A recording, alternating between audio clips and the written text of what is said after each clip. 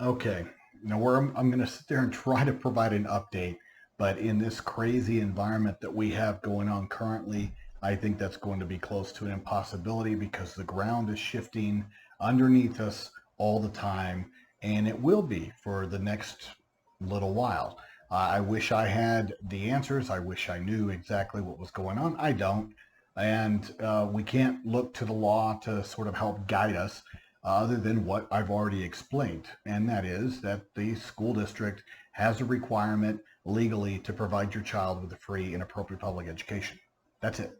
There's no waivers. And outside of a governor's health order restricting the opening of school, which the only, I mean, there's going to be a few states where the governor has um, inserted himself or herself into the situation with regards to school reopening. For example, like New Mexico, there is going to be sort of continuity because the governor did come out and add to the health order that all schools would be delayed with regards to their opening until after Labor Day. But at the same time, there's a caveat in there to where the schools have the option to start up services, let's say either virtual earlier than that. And then the Public Education Department of New Mexico did establish parameters with regards to in-person services for those kids with IEPs. And New Mexico's been rather uh, clear with regards to the schools and their requirement to provide a free and appropriate public education. And then also the fact that there's going to be a high likelihood that they're going to be on the hook for recovery services, compensatory. I mean, whatever you want to call it. I've seen. I talked to an attorney yesterday that some schools are wanting to call these services restart services. I don't care what they call it, guys. Um, there's got to be an acknowledgement whether the school feels like they were at fault for this or not. Really doesn't really matter. I know that our kids are entitled to services, and as of March, that was absolutely disrupted and really did impede the ability for our children to receive that free, appropriate public education. Um, Now, most parents were patient during that short term in the beginning with the distant learning. As far as this extending, like it's extending through the summer and then into the fall, I think some attitudes are changing.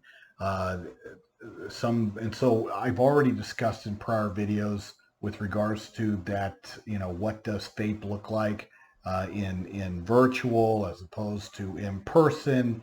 And what I'm going to tell you right now, and this is my recommendation, is number one, you need to take a chill pill because things are changing and they're changing drastically. It's unpredictable. Hell, I had one of my people map out the different reopening plans. Wasted time because what we knew a couple weeks ago, we don't know now. And that includes, like I said, New Mexico is about the only constant. Um, and it's easier to sit there and make decisions within that parameter than it is in places like Georgia, Alabama, Tennessee, and even Texas. Where in Texas, for example, you even have the attorney general that had to get involved to make a declaration or determination that a local health department or a county health department it can't sit there and trump um, a school system's responsibilities when it comes or dictate uh, school reopenings and things of that nature. So, is there a continuity? No, there's not a continuity. So you would sit there and unnecessarily waste energy, mental energy, emotional energy, trying to stay ahead of this stuff. And guys, you can't. Not right now. So what I recommend to all parents is that you keep in mind that this too shall pass. This will be a blip on the big scheme of things radar. Now, three things that you need to be concerned about is number one, that you have a statute of limitations with regards to your child's free and appropriate public education, their IEP. So what does that mean? That means that it's always tolling moving forward, but you can go back 2 years in most states. North Carolina and Texas, it's 1 year.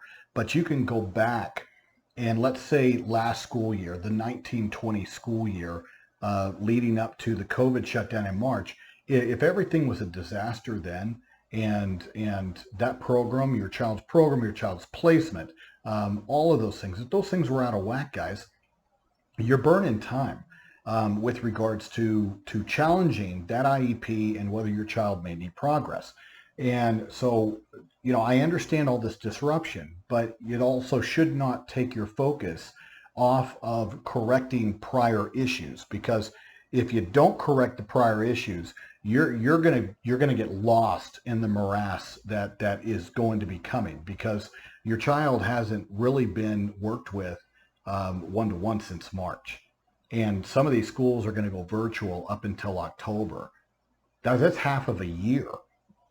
When you have children that at various ages goes through rapid maturation and rapid changes, to the point where if you don't understand regression, if you don't understand where your child's present levels of performance are before the shutdown in March, a lot of the schools are just kicking the can, guys, and they're kicking the can, and then they're going to sit there and say, well, we're going to assess your child once we return to school, and then we'll decide whether or not there was stagnation, regression, progression, and those kind of things. And then we can sit there and discuss whether or not we owe any kind of services. A lot of schools are going to do that. And if you do not understand those parameters of where your child was functioning, and if your child's IEP program last school year before the shutdown was a nightmare, and your child was not progressing, then I highly recommend that you don't sit there and wait to challenge. You don't have to. You have your 2-year statute. You have your 1-year statute. You should not be waiting, because at that point, at least you get your foot in the door, and you can sit there and put a period on that problem. But while you're putting a period on that problem of last school year, then you can also deal with that shutdown period in the spring. And then you can sit there and map out, as we turn this corner into a new school year, what that's going to look like. And you can have a little bit more control with regards to what the assessments are needed, what the present levels of performance are, before you get tagged with what they prefer. And so that's number one you need to think about. Number two is that time period in the spring where nobody saw your child, where that distant learning process was a disaster, and your child was not benefiting from that experience. Many of the states, they could have resumed evaluating. They could have resumed services in the summer. Most chose not to. Okay. That also means that the children that were naturally entitled to ESY, extended school year services, what are you going to do at that time? Because they weren't provided in large part, and therefore there's another segment. And then we're leading into the fall, and that's that third point, to where, what does that look like? Does it look like distant services? Is it hybrid services? Is it partially in person? Is it all in person? And what do we do about that? Now, I have parents that have been calling us, and then I have parents that have been blowing me up with regards to text messages, and emails. And guys, I see what's going on. I know what's going on out there. So nothing that you're telling me is a shock. Some of it, I am a little late to the game, because I don't sit around monitoring every school system. I don't have some supercomputer that gives me alerts like an Amber Alert. And lets me know that Shelby County changed their reopening plan. But I am aware, and so I have a lot of parents that are sitting there saying, well, what do we do now? Guys, you don't do anything. Because as of right now, you're talking about whenever that start of school, when that first day of school occurs, that's when there's a potential violation. All this time leading up to that, anything could change. So what we don't do is we don't prospectively complain, unless it's like a change in placement. And this isn't a change in placement per se. It's a temporary solution under there's not a health order, but under these auspices that This COVID thing is impacting the normal school functioning. Okay. So schools have been making decisions around that philosophy. So it's not a change in placement. It's just sort of a temporary solution until we can get back to a normalcy. At the same time, your child is still entitled to a free and appropriate public education. Then we have that conundrum of, well, we got implementation dates in the IEP. If you already have an IEP, if you have an IEP that was developed in December, then you have already had an active IEP. And, are those services being provided? If you have an IEP that tracks from August to May, then at that point, your IEP hasn't activated yet because the first day of school hasn't happened. Then you have all these schools that are making the decision to move the goalposts, and they're moving the start of school to late August to some after Labor Day. Hell, New Mexico, the governor has elementary school going back right after Labor Day, and then middle school, I think a week or two after that, and then high school a week or two after that. So you're talking about, I don't think high school students start in New Mexico until I think the end of September or the very beginning of October. They've and fall sports have already been canceled in New Mexico. So not that thing like in Alabama to where they go virtual only, but not for cheerleaders, not for band, not for contact sports. At least I can sit there and say New Mexico's consistent. Doesn't mean I agree with what's going on, but at least it's consistent. At least it's predictable, and parents can sort of make some plans around that. Not necessarily positive plans, like I said, but at least they can sit there and be disappointed and make some plans. The other states, it's a little more haphazard. And let me just go ahead and throw this in, guys.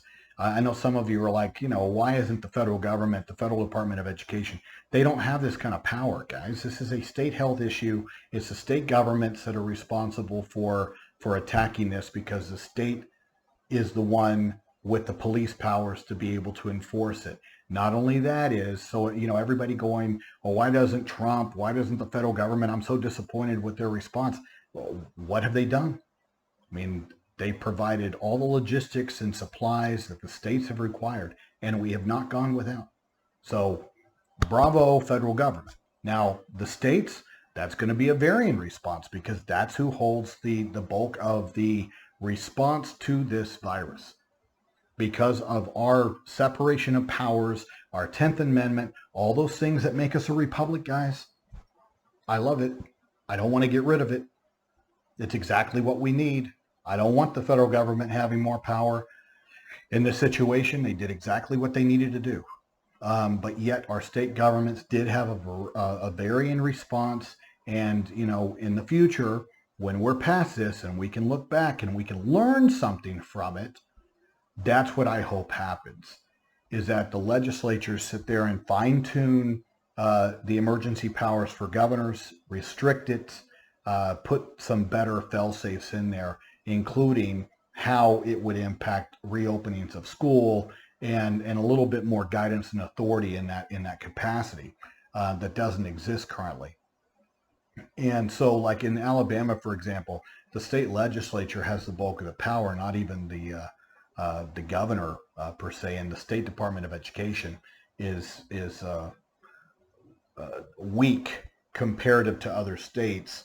And so therefore the legislature in Alabama gave the local schools far more authority and power for local autonomous decisions.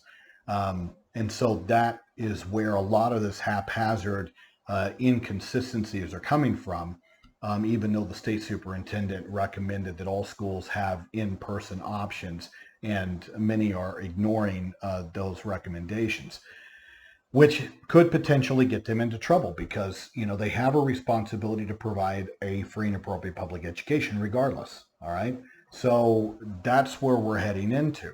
But at the same time, like I said, guys, you cannot file a complaint right now because school hasn't started, so there is no violation. And let's say, for example, I had a Shelby County, Alabama complaint, and because of their reopening plan, and I filed it.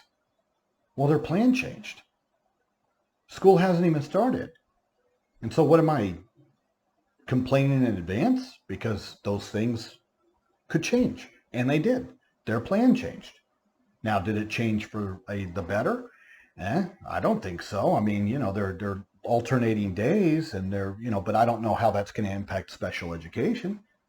And let me give you an example. Okay, I'm going to pop this up here because I want you guys to understand what FAPE is.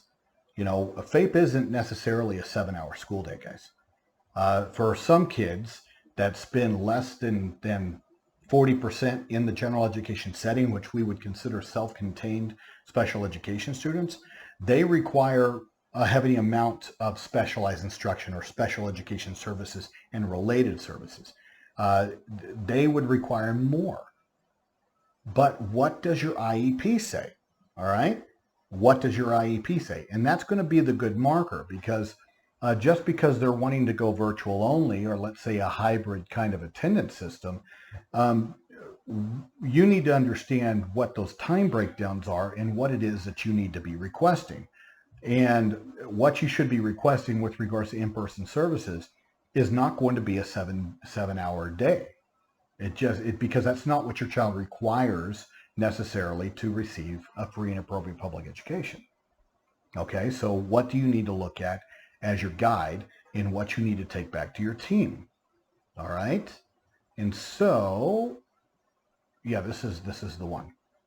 So this is an Alabama IEP, and this is an Alabama services page. Let me tell you, in all the states, the federal law dictates that every state special education IEP needs to have a breakdown of special education services, the frequency, the amount of time, the beginning and end duration dates, and the location for those services. The only difference is your IEP is going to be formatted a little differently.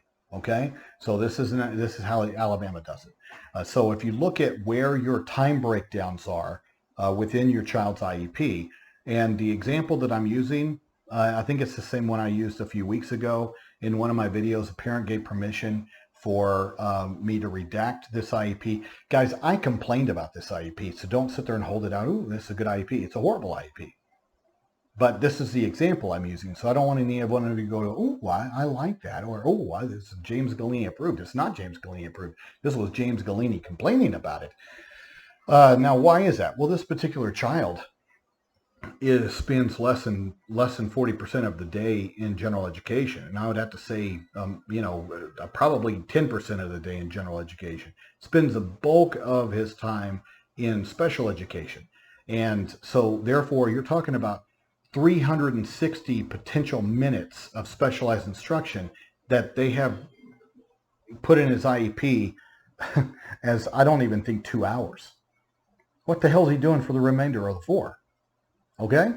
Because, I mean, you take out lunch, things like that. So 15 minutes, 10 minutes, and that's it? No, that's totally inappropriate. So if he's not going to be in general education and have access to the general curriculum, then at that point, that the IEP team is basically saying, well, he needs a hell of a lot more intervention, and therefore we have all these goals, and your corresponding time in order to accomplish those goals is 10 minutes or 15 minutes. That doesn't even add up to 2 full hours.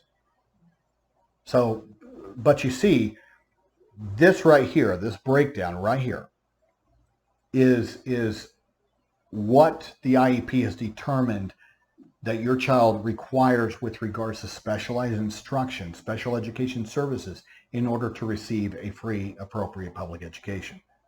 That's what you need to be asking for with regards to in-person services. And depending on your child's LRE, if your child spends the majority of their day in general education, then that distant learning is what all students are doing. What differentiates your child from the rest of the school is the fact that your child also gets special education services. So what is that specialized instruction? What is the time breakdown? What is the time designation that they need for, let's say, reading and math? I just settled a case in a school system in Alabama where they're going virtual only. And I would not resolve the case until they agreed to provide his specialized instruction in a in-person format. So he ended up needing, I think, 50 minutes or 45 minutes in math and 45 minutes in reading. And that was twice weekly. Okay. So they agreed to that. So he's going to be going up to, I think, a middle school or maybe a local library to where he is going to be working one-to-one with a special education teacher twice a week to work on his reading and working on his math using peer-reviewed, scientifically based programs, working on his goals. The rest of the time, he's going to be doing virtual learning like everyone else in the school.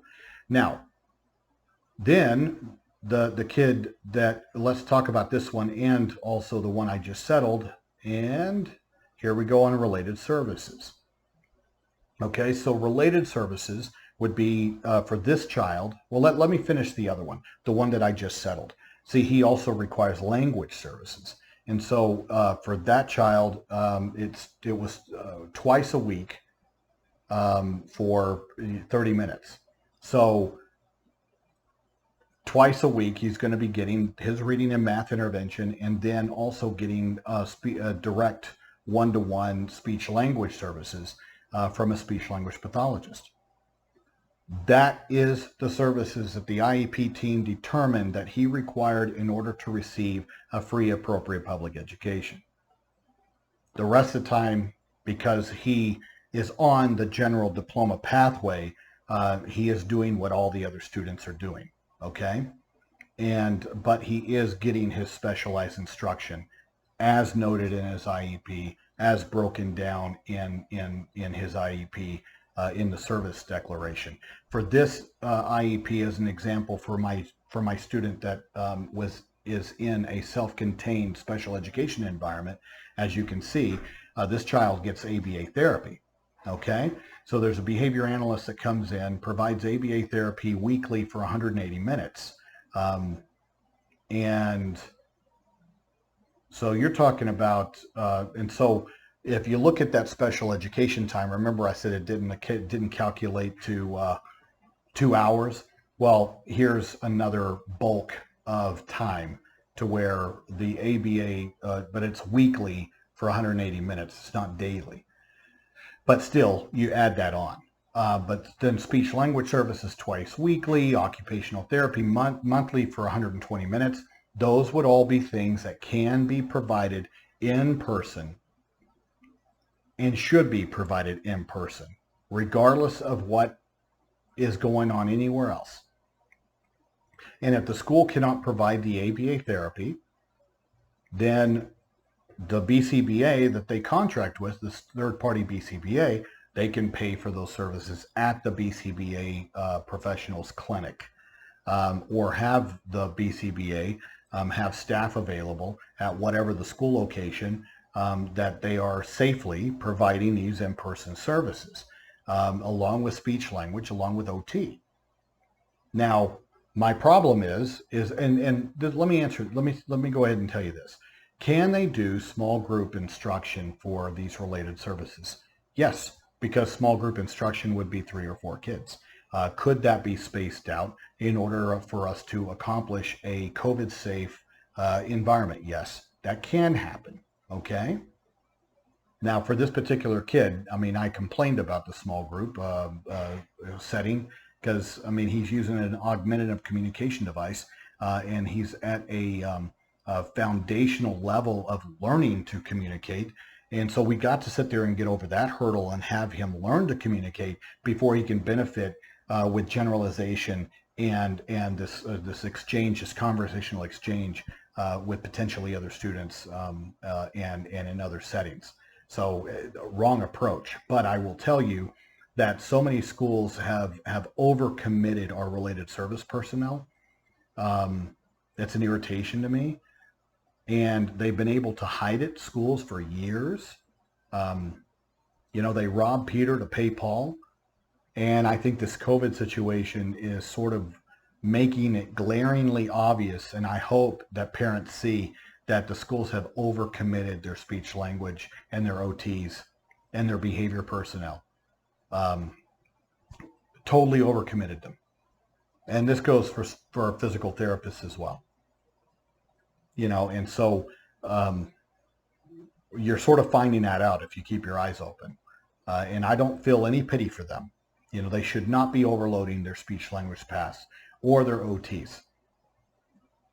These professionals have their own ethical requirements, their own licensure and certification, but yet they take orders from people that are non-OTs, not speech language pathologists, not behavior analysts, and they potentially get these professionals in some questionable water by having non-related service providers being teachers, administrators with teaching certificates, giving orders to people who have specialty licensures in the form of occupational therapy, speech language, behavior analysts, things of that nature.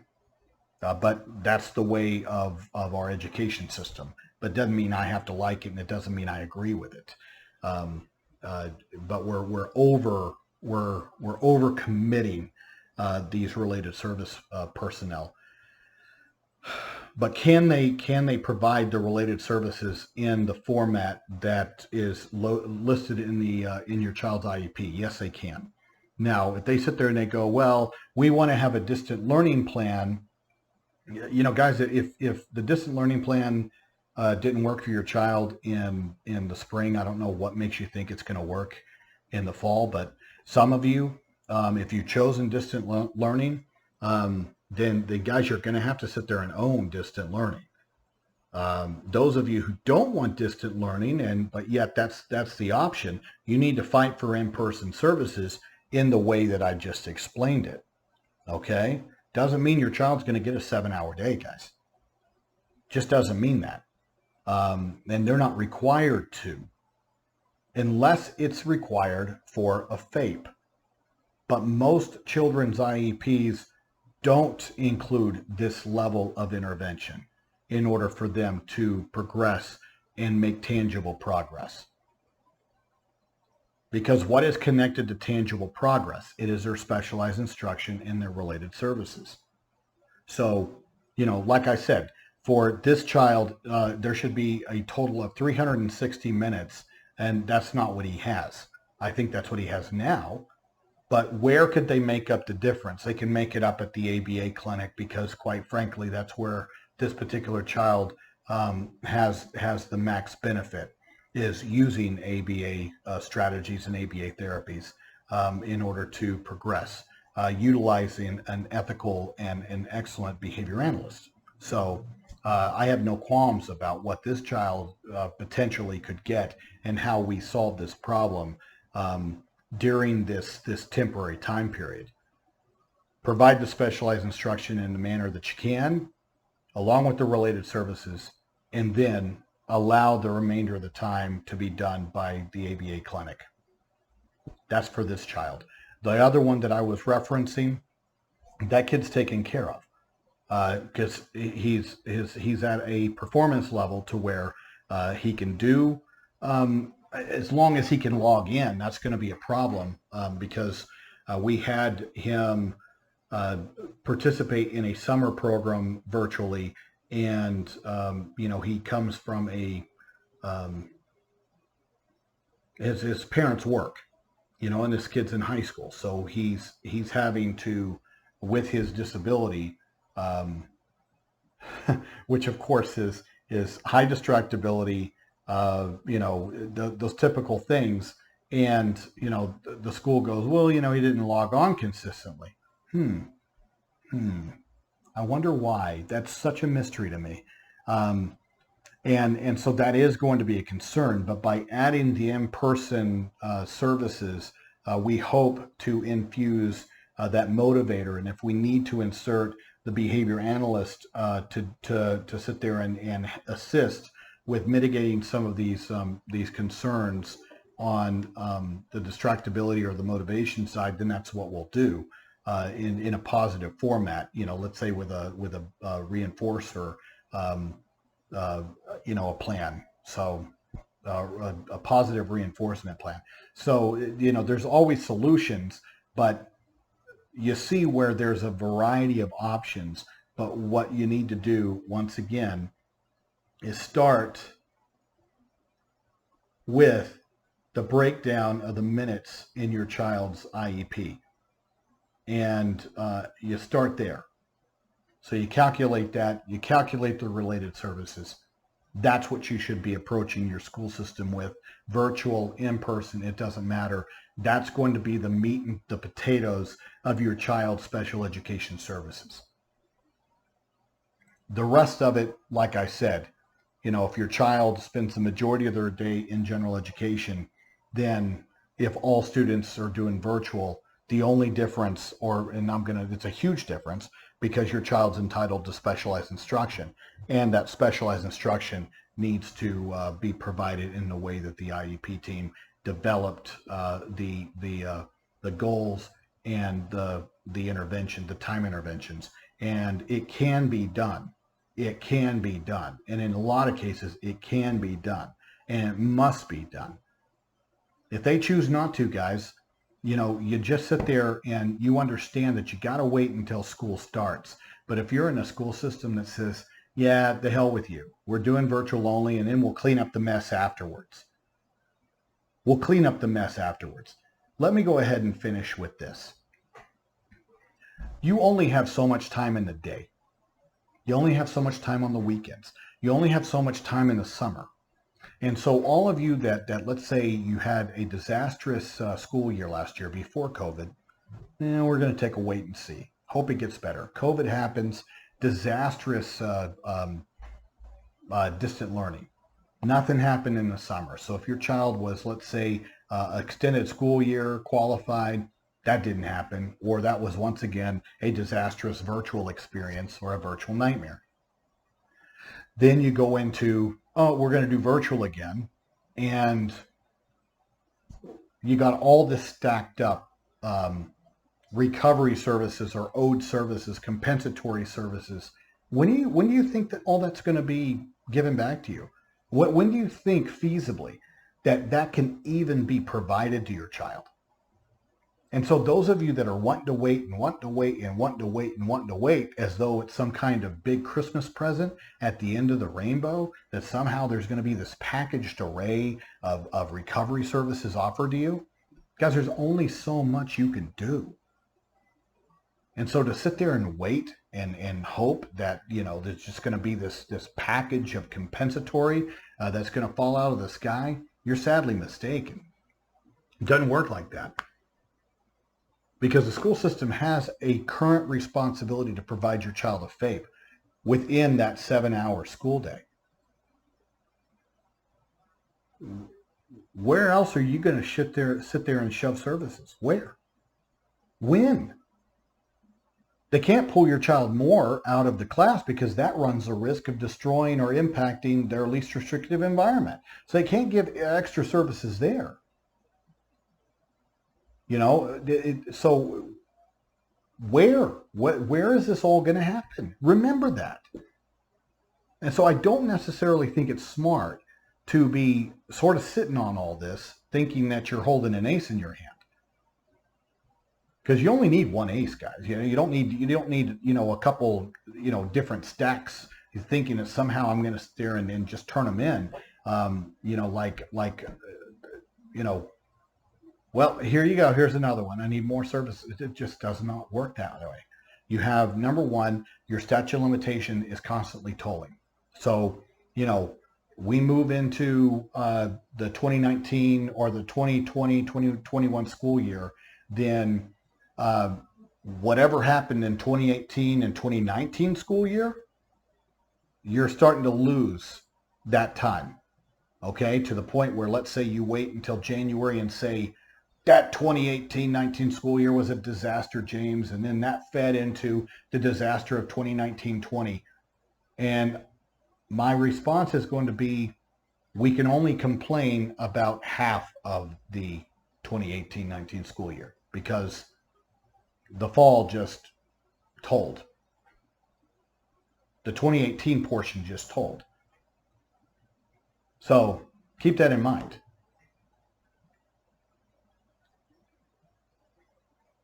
Now, with regards to fixing these problems, they can be fixed, but you also need an avenue to be able to do that. You can't necessarily do that standalone on what happened in the spring, because it was, even though FAPE was required, you sort of need to attach it to the 1920 IEP and whether your child made progress. So this is the other thing, and I think I'm going to do another video right after this to explain this, because I want to segue into one of the providers that has come up with an array of assessments, quick assessments, to help you as a parent determine what your child's present level of performance is, so that you have that in your back pocket, because that is where the mystery is going to be. Where is your child's present levels of performance? Because they haven't assessed your child. And so if they're doing an IEP now, what are they basing that information off of? And if they've already created your IEP based upon what information, and if you had a disastrous distant learning springtime, then what are they basing your child's present levels of performance, the baselines? See, the baseline is here. This is where your child's currently functioning. This is your goal. Where are they getting this number from? Where are they getting the present levels of performance in the baseline from? If they haven't updated your child's assessment, and let's say they haven't seen your child since early March, do you see what a disadvantage that puts you in as a parent? Because they could sit there and go, this is where your child's present level of performance is, and here's your goal.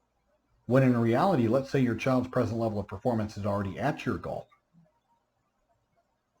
You see, now they can sit there and skew the results. They can sit there and make it appear as though your child did not suffer regression. And at that point, you sit there and you go, oh, I'm entitled to recovery services or compensatory services. Do you? Because what is it that you have to back you up on your side with regards to your child's present level of performance? And many of these schools are kicking the can, and they're kicking the assessment until school starts again. And you're talking about a full 6 months without, let's say, potentially in-person services.